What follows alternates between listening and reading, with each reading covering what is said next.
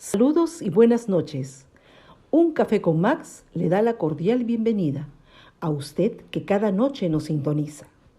Deseamos que su tiempo con nosotros sea agradable y de bendición para sus vidas. Que sea el tiempo de refrigerio espiritual donde el poder sobrenatural de Dios obre en usted y los propósitos maravillosos que Dios tiene se cumplan, donde la palabra sea la fortaleza del guerrero Hijo de Dios. Un toque del amor de Dios cambiará su atmósfera para siempre y lo llevará a cruzar la última frontera hacia su tierra prometida. La decisión es suya.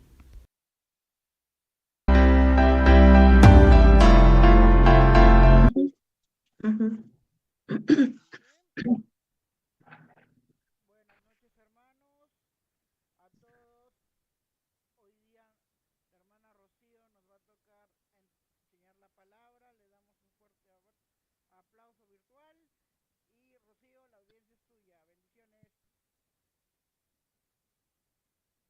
Muchas gracias, buenas noches, hermanos, Caleb, a todos, Pastor, hermano Emilio, Débora, Jace, Isabela, Sheila, ¿quién más está por acá? Abel, hermanos, muchas gracias por esta oportunidad de estar enfrente de ustedes. He estado sin voz, hoy día mismo se me fue de la nada, creo que al volver del trabajo hay mucha humedad, entonces se me apagó. No tenía cuándo volver, así que bueno, pero volvió. El día de hoy he titulado el tema ¿De qué te glorías? Y estoy tomando el texto base, 2 Corintios 12, del 1 al 10. Es un tema, el de hoy, que yo considero que nos va a llevar de manera individual a reflexionar acerca de nuestra relación con Dios y las implicancias y detalles especiales de esta misma, ¿no? De esta relación. Como texto, como les decía, 2 Corintios 12, porque me parece muy revelador lo que Pablo nos habla en este pasaje, en esta porción de la palabra, que me parece muy rica, se saca demasiada enseñanza. Yo he tratado de condensarla en algo específico, pero realmente hay mucha enseñanza y de repente incluso de manera personal, en sus reflexiones y meditaciones personales van a sacar mucho más de lo que yo les voy a dar. Eso es claro, eso es de hecho. Mucho se ha dicho, por ejemplo, acerca de los viajes espaciales, ¿no? Y quiero tocar esta parte porque en una parte, en uno de los versículos va a decir que él se ha ido al tercer cielo, Pablo, ¿no? Este ha sido un tema que ha dado mucho que hablar, más que nada quizás en las décadas del 60 y el 70, pero últimamente nuevamente se está hablando de que si hay ovnis, que si pueden ir a Marte, etc. Han ocurrido hechos sorprendentes, sí, ¿no? Como llegar a la superficie de la Luna, lo sabemos, pero ese viaje en realidad pues no ha significado una gran distancia como podríamos darnos cuenta si es que hablamos en relación al cielo y más aún al tercer cielo.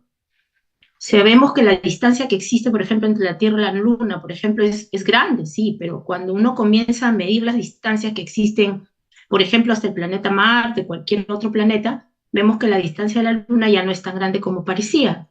Y cuando uno comienza a medir la distancia hacia las estrellas más cercanas, quizá como la constelación de Andrómeda, que es la que más se toca, entonces podemos decir que el hombre todavía no ha llegado muy lejos en los viajes espaciales. Pero surgen preguntas como en realidad, ¿qué es en realidad el cielo? ¿Cuántos hay? Porque hay muchas teorías, ¿no? Algunas dicen que hay 7 cielos, otros dicen que 4, otras dicen que 3. Pero nosotros siempre nos basamos en la palabra de Dios y justamente el texto de hoy nos habla de un tercer cielo, ¿no? Incluso nos pueden, cuando pensamos en personajes bíblicos que subieron al cielo, que se nos dice en la Biblia que subieron al cielo, eh, podemos decir cuántos hay, cuántos cielos hay, quién nos puede dar detalles de lo que es el cielo, Cuando pensamos, como decía, en estos personajes, por ejemplo, nos puede venir a la mente Enoc y Elías en el Antiguo Testamento. Por ejemplo, pero ¿qué vamos a encontrar? En Génesis 5:25, por ejemplo, acerca de Enoc. En Génesis 5:25 dice, caminó pues Enoc con Dios y desapareció porque le llevó Dios, pero no dice a dónde. Solamente dice que se lo llevó. Y muchos suponemos que se lo llevó al cielo, de alguna u otra manera. Pero ¿a qué parte del cielo? ¿Qué hay ahí? ¿Por qué se lo llevó ahí? Quizás se nos venga también a la mente Elías, ¿no? Como le decía hace un momento, y nosotros podemos encontrar en Segunda de Reyes 2:11, en Segunda de Reyes 2:11 que dice, y aconteció que yendo ellos y hablando, pues está hablando de Elías y se me fue el nombre del profeta, perdón, se me fue el nombre del profeta que estaba detrás de Elías. Y hablando de aquí, y dice, ¿no? He aquí un carro de fuego con caballos de fuego, apartó a los dos, y Elías subió al cielo en un torbellino. Ahí sí recién nos menciona la palabra cielo. Entonces, pero tampoco nos dice a qué parte del cielo se lo llevó, ¿no? A qué número, a qué grado, ¿no? Muy curioso, en cambio, lo que el mismo Señor Jesucristo nos dice en Juan 3:13. Él dice, nadie subió al cielo, sino el que descendió del cielo, el Hijo del Hombre que está en el cielo, ¿no? O sea, Él nos asegura que nadie antes que Él subió al cielo, ¿no? Entonces, por eso es que hay esa interrogante, ¿no? ¿Dónde está Dios? ¿Qué es lo que hay en el cielo? Ahora, teorías, como les decía, hay muchas, nos dicen cuántas cantidades, por aquí, por allá, las ideas antiguas nos dicen que creían que había 7 cielos, ¿no? Y aunque este no es el tema del cual hoy vamos a tratar, es interesante porque sabemos de otros 2 hombres en el Nuevo Testamento que nos hablan, aparte de Jesús obviamente, y después de Jesús, que fueron al cielo y regresaron, ¿no? Primero podemos tomar al apóstol Juan cuando está en la isla de Patmos, ¿no? Y fue llevado al cielo y escribió en el libro del Apocalipsis acerca de lo que vio y oyó allí. Precisamente en el capítulo 4, versículo del 1 y 2, escribió, después de esto miré y vi una puerta abierta en el cielo, y la primera voz que yo había oído, como sonido de trompeta que hablaba conmigo, decía, sube acá y te mostraré las cosas que deben suceder después de estas. Al instante estaba yo en el espíritu de ese Juan y vi un trono colocado en el cielo y a uno sentado en el trono. Bien, veremos después, precisamente, en parte de los versículos, como le decía, que vamos a tomar hoy, que Pablo fue y dice que fue llevado al tercer cielo. Veamos lo que Pablo dijo aquí, porque fue algo que él no hubiera relatado en absoluto si no se hubiera visto quizá obligado a defender, ¿qué cosa? Su apostolado. Para entender mejor esta disertación que nos hace Pablo, un tanto quizá, incluso podríamos decir que incómoda para él mismo, vamos a ponernos un poco en contexto. Él nos habló de su peculiar viaje al espacio, por decirlo decir, el cielo. Leamos entonces el versículo 1 del capítulo 12 de la segunda carta a los Corintios, que dice, ciertamente no me conviene jactarme, pero me referiré a las visiones y a las revelaciones de Dios. Ciertamente no me conviene jactarme, dice él. Pero ¿qué pasa? Que en el capítulo 11, Pablo mencionó los incidentes que tuvo que soportar por causa del testimonio de Cristo, y en los cuales no hubo mucha honra y gloria, sino más bien muchas humillaciones. Y pienso que el Espíritu de Dios le hizo relatar estas experiencias para que nadie jamás pudiera decir, yo he soportado más sufrimientos que el apóstol Pablo. Pasa quizá con más frecuencia que la que se debería quizá.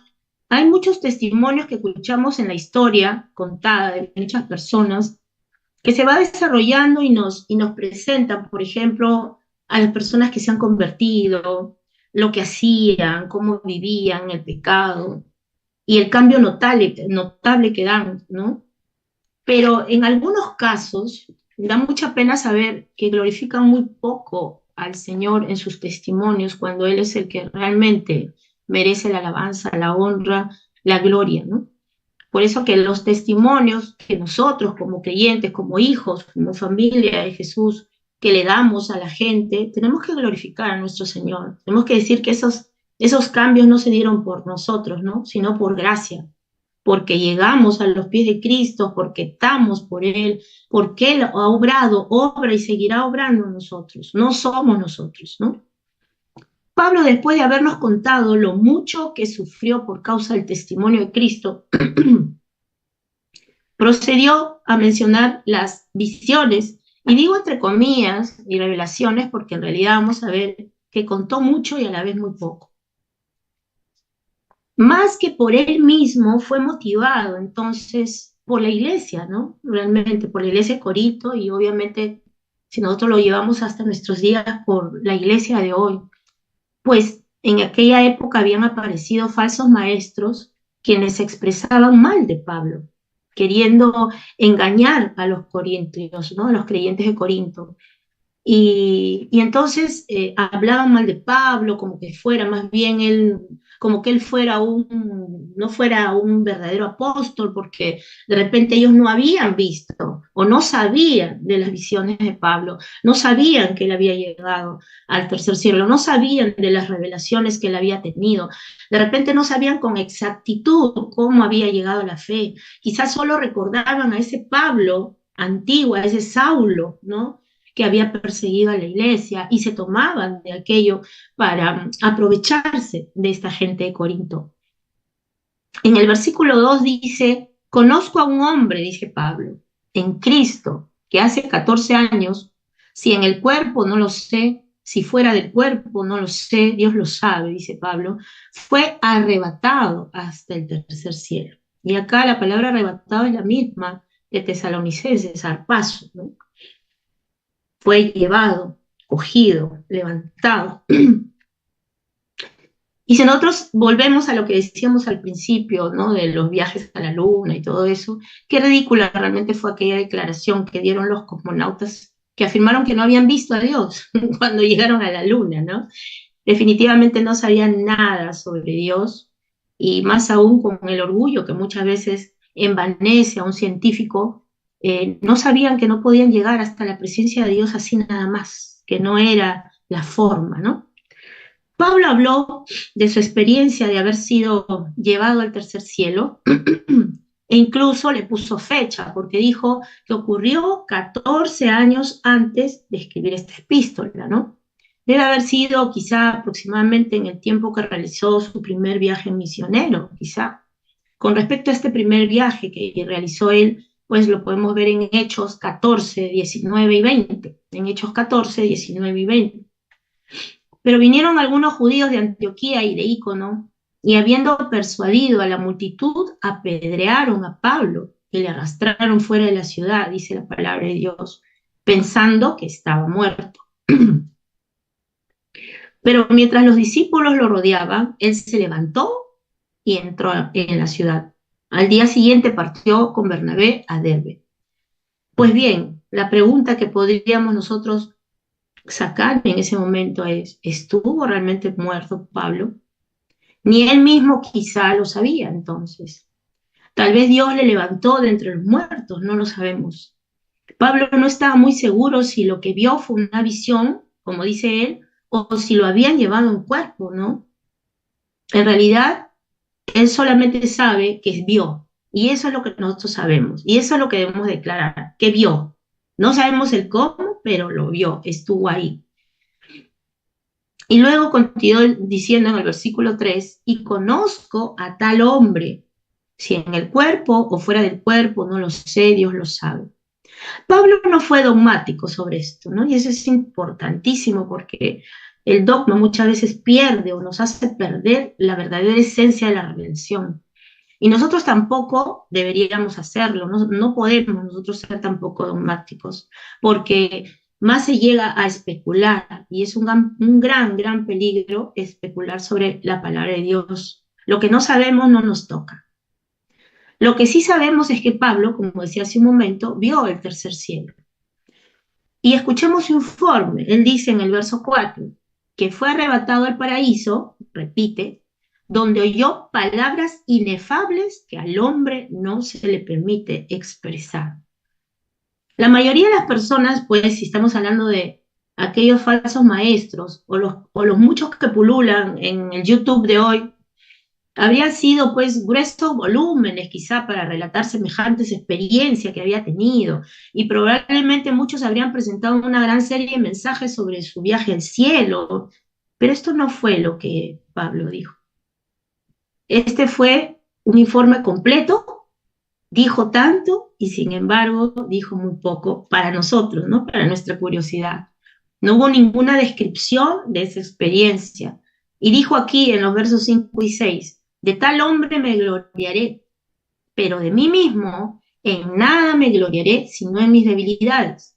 Sin embargo, si quisiera jactarme, no sería insensato porque diría la verdad, pero me abstengo de hacerlo para que nadie piense de mí más de lo que en mí ve u oye de mí. ¿No? Acá como que Pablo nos presenta, se podría decir una paradoja, ¿no? Porque por un lado dice que no se va a gloriar, ¿no? Porque no quieren que los demás piensen más de lo que él verdaderamente es, pero que si lo haría no tendría por qué, no tendría por qué avergonzarse, porque no es mentira, en otras palabras, ¿no?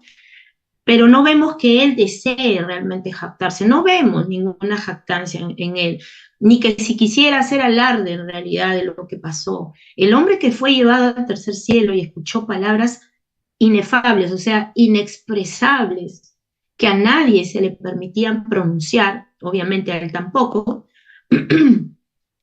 era el mismo que fue descolgado por una ventana del muro de la ciudad en una canasta, ¿no? ¿Lo recuerdan? Pablo dice esencialmente que este hombre sin nombre, ¿no? Porque ni siquiera se llama a sí mismo, que tuvo esta visión, tenía algo de qué gloriarse, pero él mismo, Pablo, en verdad solamente se podía gloriar en qué?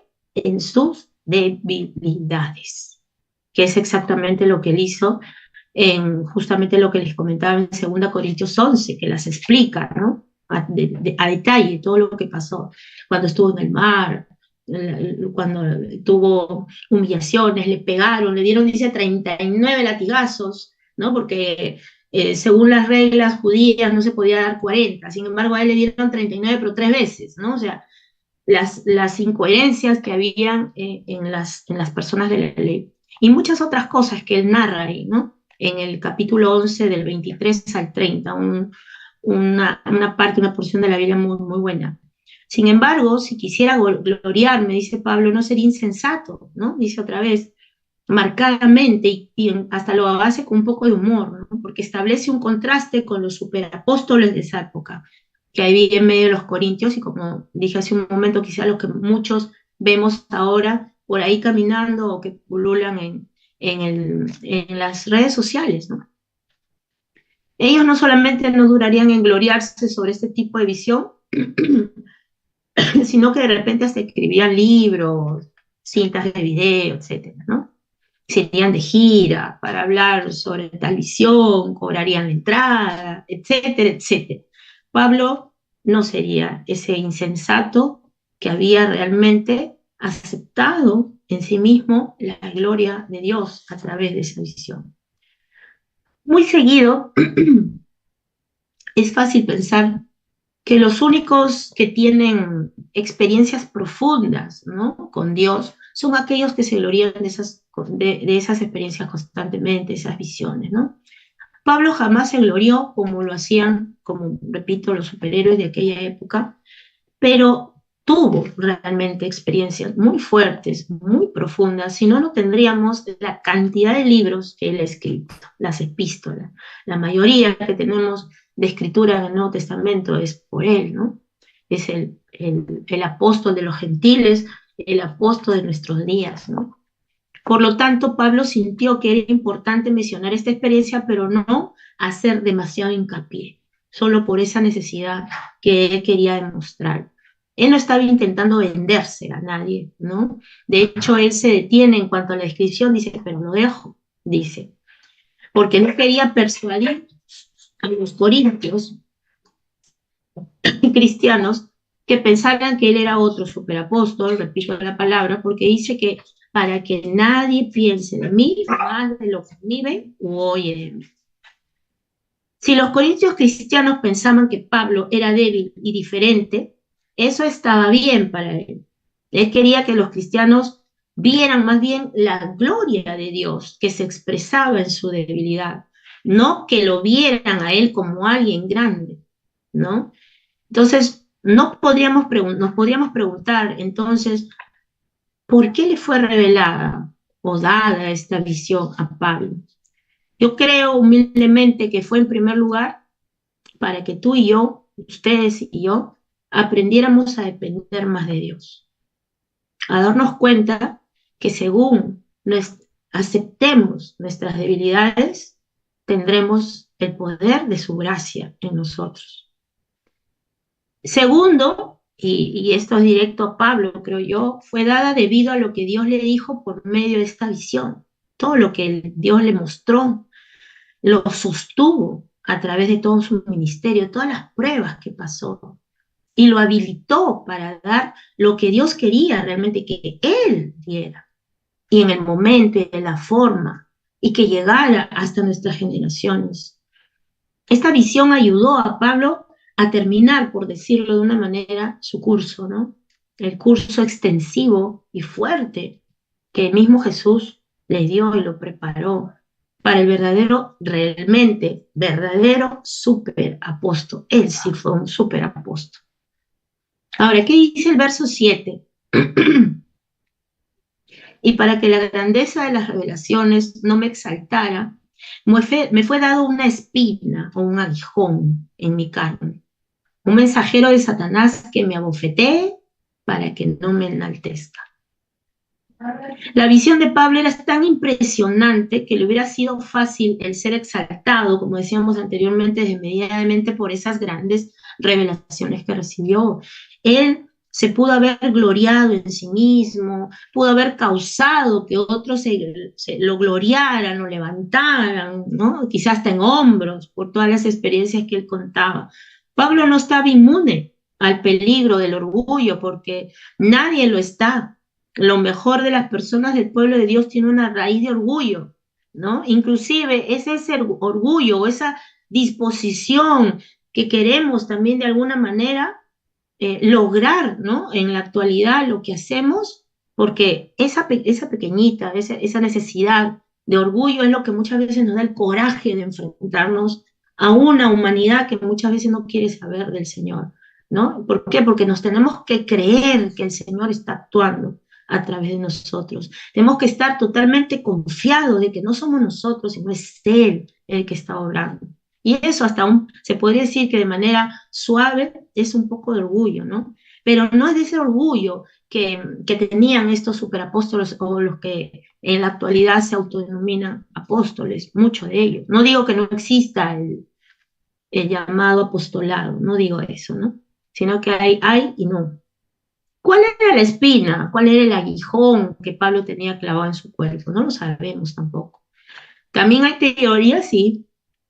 Unos dicen que no veía bien, por eso otros escribían por él, y por eso en una de las cartas él insiste que él está escribiendo de su propio puño y letra. Se dice que fueron enfermedades físicas, crónicas, que tenía quizá cosas que se le notaban en el cuerpo, ¿no? Más se enfocan en las enfermedades físicas. También se puede decir que pudieron ser enfermedades afectivas. Realmente no lo sabemos, no lo sabemos porque él no lo dice.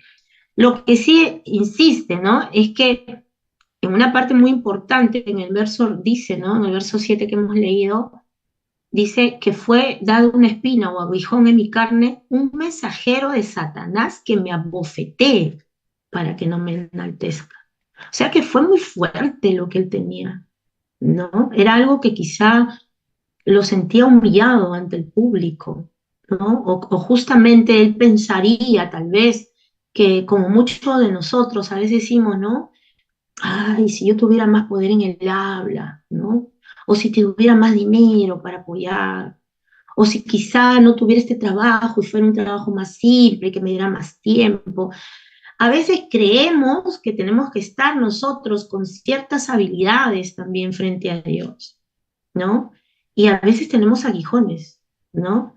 La voz, la presencia, tal vez no somos personas llamativas ante el mundo, pero justamente es eso lo que Dios quiere, no que nos enaltezcamos nosotros, sino que que se vea su gloria en nosotros, que funcione, que la gracia que nos está dando a través de su salvación en nuestra vida se note. Eso sí se tiene que notar, porque la gente no tiene que llegar a nosotros, tiene que llegar a Cristo, porque Él es el único que salva, ¿no? No las iglesias. El otro día estaba viendo un informe de algunas iglesias, ¿no? En Estados Unidos, en Europa incluso, que se adaptan incluso a fiestas mundanas, ¿no? Que la semana del rock y se visten iguales.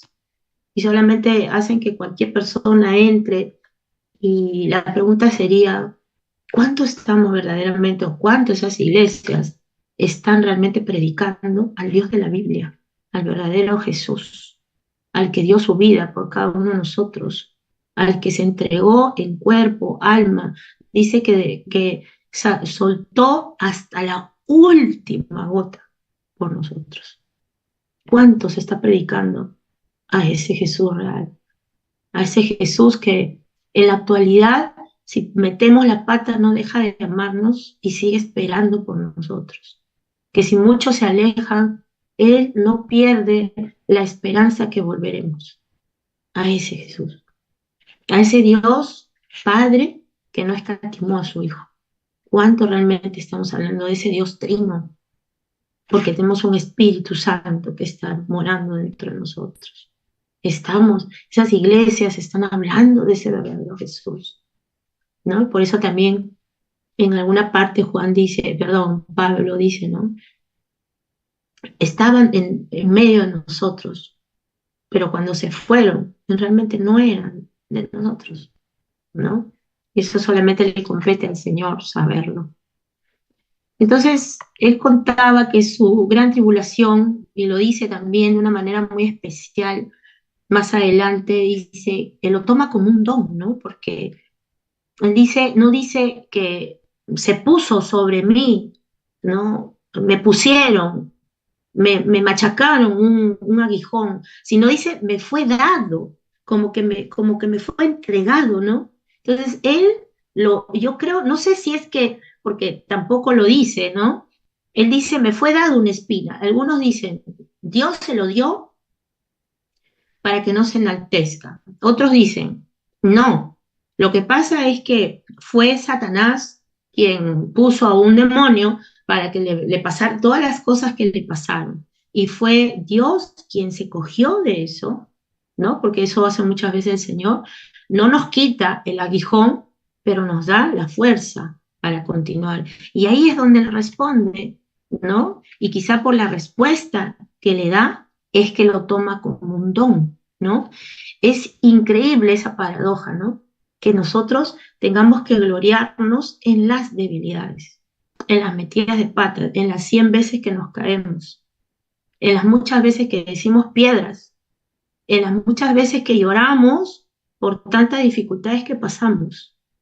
En eso, cuando le decimos, Señor, no puedo más con esto, pero tú sí, ¿no? El asunto no es que me quede en el yo no puedo, porque si sigo así solamente tendré un espíritu de víctima. Pero si yo le digo yo no puedo, pero tú sí, estoy confiando en esa gracia, en mí. Y eso es lo que hizo Pablo, ¿no? Entonces, cuando en los versículos 8 y 9 el Señor le responde, ¿no? Bueno, él dice, respecto a lo cual 3 veces primero cuenta, ¿no? Que 3 veces he rogado al Señor que lo quite de mí. Y me ha dicho, bástate mi gracia, y es donde responde el Señor, bástate mi gracia porque mi poder se perfecciona en la debilidad. Por tanto, de buena gana me gloriaré más bien en mis debilidades para que repose sobre mí el poder de Cristo. Si esto no es maravilloso, no sé qué lo será. Pablo hizo exactamente lo que él decía a otros, ¿no? En los tiempos de dificultad, cuando, por ejemplo, en Filipenses 4:6 decía, por nada estéis afanosos, si no sean conocidas vuestras peticiones delante de Dios en toda oración y ruego con acción de gracias. Porque no, ¿qué hubiese pasado si él hubiera ido a un consejero no bíblico, ¿no? O no de fe, ¿no? ¿Cuántos consejos quizá errados podía haberle dado, ¿no? No, sabes que Pablo, ya no sigas con esto, incluso. No, pero mira, tú tienes todo el derecho de decir esto, el otro. Y dice también, cuando habla de 3 veces he rogado al Señor, de hecho en la Biblia, creo que en algún momento se los comenté, cuando aparece el número 3, está hablando de que quiere enfatizar una idea, ¿no? Cuando se pone el número 3 en la Biblia. Y es que era una expresión hebrea, ¿no? Era una expresión hebrea que en realidad significaba mucho más de 3 veces, ¿no? Sino que estaba dando énfasis, decía que era sin cesar, daba constancia a eso, ¿no? Entonces, el caso es que si Pablo pidió solo 3 veces o muchas veces, el asunto es que estaba pidiendo por eso, ¿no? Por ese aguijón que se lo quite de la carne. Podríamos imaginarnos que cuando el aguijón en la carne apareció por primera vez, quizá Pablo pensó, bueno, esto no es un problema para mí, simplemente lo entregaré al Señor en oración y se acabó. Pero nada pasó. Cuando después pensó quizá, wow, esto sí está un poco difícil, ¿no? Y oró de nuevo quizá. Entonces cuando nada pasa, después de orar la tercera o milésima vez, él supone que Dios estaba intentando decirle algo, ¿no? Pablo estaba desesperado en su deseo de encontrar alivio a esa carga, fuera cual fuera. Pero hay 2 formas de encontrar alivio en el Señor. Puede venir cuando es quitada esa carga o cuando recibimos la fuerza del Señor para soportar. Solo hay esas 2 formas. O nos la quita o nos da la fortaleza para continuar con esa carga. Y eso fue lo que hizo con Pablo. No se la quitó, le dio las fuerzas para que él llevara esa carga y Dios mostraría esa fuerza por medio de la aparente debilidad de Pablo. La respuesta no era lo que Pablo esperaba, quizá, lo que muchos de nosotros quizá esperamos en una oración, que nos quite el problema que le estamos diciendo, ¿no? Pero Dios muchas veces nos va a decir, bástate de mi gracia. Eso es suficiente. Pero muchas veces puede pasar que cerramos los oídos a la respuesta que el Señor nos está dando y machaconamente seguimos pidiendo lo mismo. Y no escuchamos lo que Él nos quiere pedir. Y el Señor le dijo a Pablo, le respondió, ¿no? Bástate de mi gracia.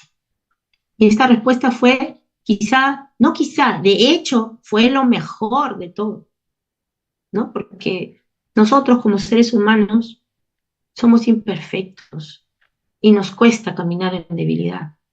El mundo nos ha enseñado que debemos ser fuertes, ¿no? Incluso a veces de niños nos dicen, tú tienes que ser fuerte. Al varón más todavía, no es llorar. Los hombres no lloran, son fuertes, ¿no? Y a la mujer de hoy que le dicen que se tienen que empoderar, no, tú tienes que salir adelante, tú deja lo demás, tú sal adelante, camina, trabaja, enséñale, muéstrale al resto que eres fuerte, ¿no? Sin embargo, el Señor nos dice otra lección totalmente diferente a la del mundo. ¿Por qué? Porque Él siempre piensa, sus pensamientos, sus caminos son más altos que los nuestros, ¿no? Y Él le dice, mi poder se perfecciona en la debilidad. En otras palabras, en el ministerio de Pablo fue evidente que él era físicamente también más débil, ¿no? Y de hecho, con todo lo que pasa, sí, más veces creo que predicó dentro de la cárcel que fuera de ella, ¿no? Y el Espíritu lo llevaba donde él quería, donde el Espíritu quería, ¿no? Por ello el apóstol pudo decir, por tanto, muy gustosamente me gloriaré, más bien en mis debilidades, para que el poder de Cristo more en mí. Esta fue la reacción de Pablo a la respuesta del Señor. Pablo se gloriaría en sus debilidades y no en el hecho de que había tenido una visión. Y es que para obtener la victoria, Pablo tenía que creer en esa gracia, ¿no? Que era suficiente para él. En realidad muchas veces quizá nos cuesta creer en esa gracia que es suficiente hasta que nos convencemos por nosotros mismos que realmente nosotros somos insuficientes. Cuando nos damos cuenta de nuestra insuficiencia, ahí es donde acudimos totalmente vulnerables al Señor para que Él nos llene de su suficiencia.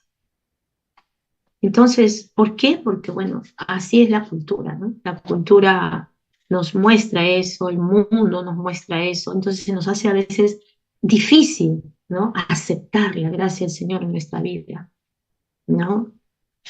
Y no podemos recibir la suficiencia de la gracia de Dios mientras no conocemos nuestra propia insuficiencia, y no solamente es conocerla, ¿no?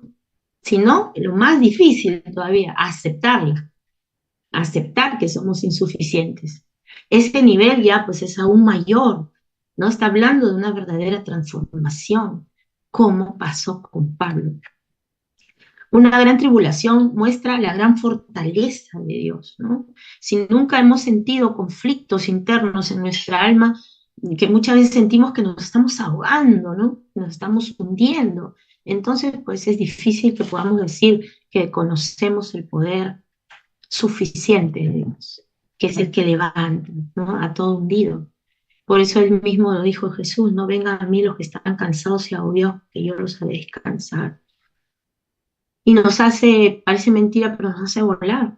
Quizá no es el tercer cielo como Pablo, pero muchas veces en sueño nos habla en el camino, a través de una persona, de una canción, de una oración, de su palabra, y verdaderamente se nos va todo el conflicto, y no porque el conflicto se haya desaparecido, está ahí, pero nosotros vivimos en el gozo y en la paz. Eso podemos hacerlo nosotros por nosotros mismos, definitivamente, Dios. Es obra de Dios, ¿no? Entonces, la gracia podría satisfacer la necesidad de Pablo porque expresa la aceptación y el deleite de Dios en nosotros. Cuando recibimos su gracia, disfrutamos nuestro estatus de favor y aprobación delante de los ojos de Dios. La gracia significa que Dios se agrada de nosotros, que Él tiene su favor dispuesto siempre y que tenemos su aprobación y su promesa de cuidarnos, y que lo va a hacer porque Él es fiel. La gracia podía satisfacer la necesidad de Pablo porque estaba disponible en todo momento. Cuando pecamos o fallamos, esto no nos coloca fuera del alcance de la gracia de Dios, ya que la gracia nos es dada libremente en Jesús, totalmente libre y totalmente gratis. No puede ser quitada después debido a que caemos o tropezamos, porque Él nos la entregó, no la ganamos. Cuando venimos a Dios por fe, por medio de esa sangre preciosa que derramó por nosotros nuestro Jesús, su gracia siempre está lista para satisfacernos y ministrarnos en nuestra insuficiencia. La gracia podía satisfacer la necesidad de Pablo porque es la propia fuerza de Dios. Mientras que el poder de este mundo está expresado en las cosas que pueden traer daño, destrucción, el amor de Dios se muestra por medio de su bondad y de su gracia.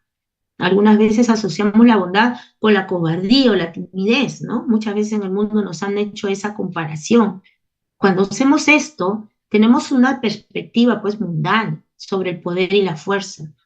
Y entonces ahí es cuando negamos la verdad de Dios en cuanto a la fuerza de la gracia y el amor suficiente de Él. La gracia no es débil o frágil, es el poder de Dios para satisfacer lo que nos hace falta. Es ese poder que viene de un Dios bueno, de un Dios que entregó su vida. Y tenemos que apropiarnos de este mensaje, que sea para nosotros, porque Dios nos lo dice a ustedes, a mí, de una manera personal e individual. Mi gracia es suficiente para ti, nos está diciendo el Señor. La gracia es el favor y el amor de Dios en acción. Significa que Él nos ama y se complace en nosotros. ¿Puedes escucharlo, hermano, en este momento? ¿Puedes escucharlo y entender que es lo que Él te dice hoy? Bástate de mi gracia.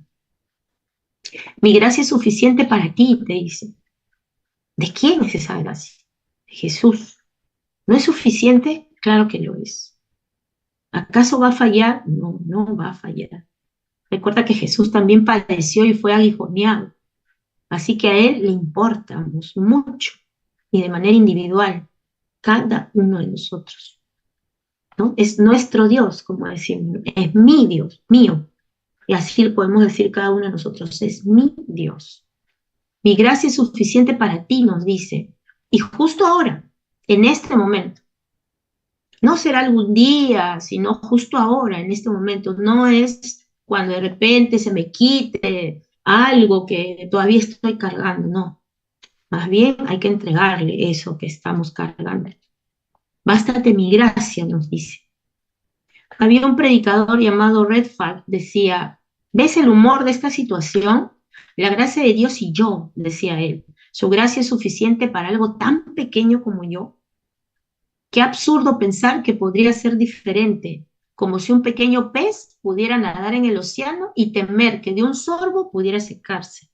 La gracia de nuestro Salvador crucificado y resucitado, el Señor de toda la gloria, seguramente es suficiente para mí como lo es para ti. ¿No crees que es modesto de parte del Señor el decir, bástate? Eso decía el predicador Redford.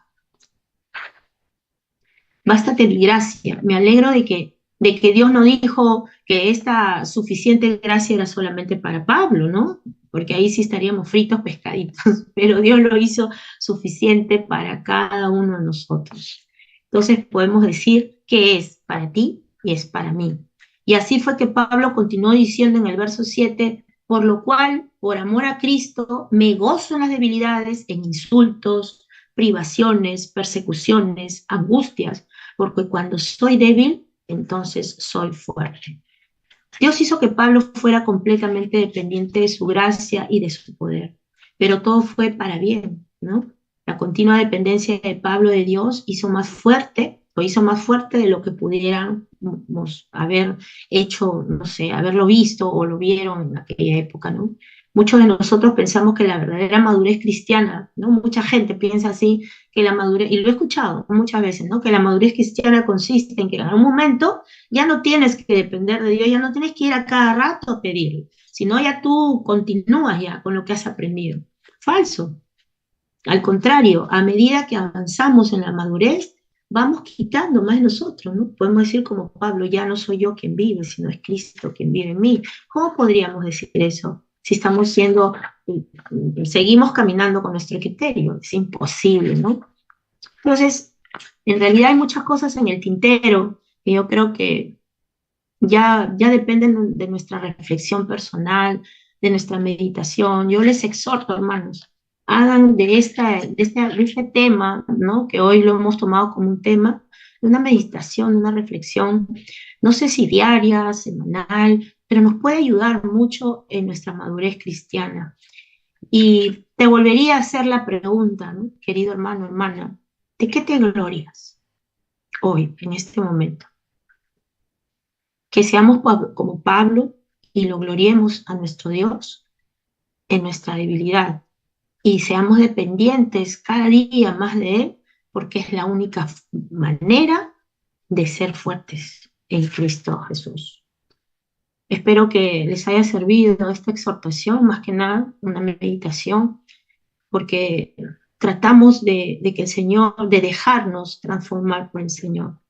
Y esa es la idea, ¿no? Que nuestro Dios ha dicho que va a seguir la obra hasta el día que Él regrese. Y nosotros sabemos que es verdad, porque Él no es hombre para que mienta, ni hijo de hombre para que se arrepienta. Lo sabemos en quién hemos confiado. Sabemos que Él es mayor que gobierna el mundo. Sabemos que Él es el único, real y verdadero Dios. Entonces, gloriémonos en nuestras debilidades, porque al hacerlo estamos gloriando al verdadero fuerte que es nuestro Dios. Padre amado, gracias te damos, Señor, por este tiempo que nos has regalado. Gracias, Señor, porque yo veo realmente, yo percibo y experimento tu fuerza en mi debilidad, Señor. Y te pido que cada uno de mis hermanos, los que están presentes, los que todavía no entran, los que están lejos, los que aún están en el grupo, pero no pueden entrar por diferentes motivos, por los hermanos que están ahora en Perú 3 días, varones, Señor, en el retiro, por la hermana Mercy, Señor, porque tú sabes lo que está pasando ella más que nosotros, por el pastor Willy, Señor, y sus ojos, por el nuevo trabajo, la nueva misión que le está dando, Señor, también al pastor Mitonio, por el trabajo que está realizando ahorita, en este momento, nuestro maestro y líder Max, por Caleb, que siempre está detrás de todo lo que nosotros no vemos, y él está atento a todo, por cada uno de mis hermanos, por la nieta de Emilio, por los ojos de Juan, por cada uno, nombre por nombre, que tú los conoces más que yo, Señor, y tú los amas, y tú los rodeas de tu amor, Señor.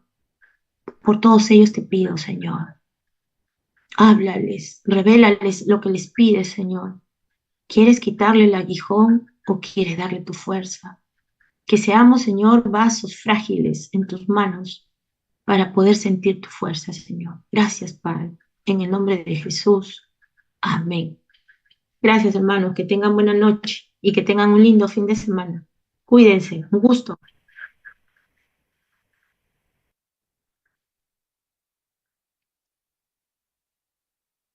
Muchas gracias, Rocío, y muy buenas noches a todo el grupo.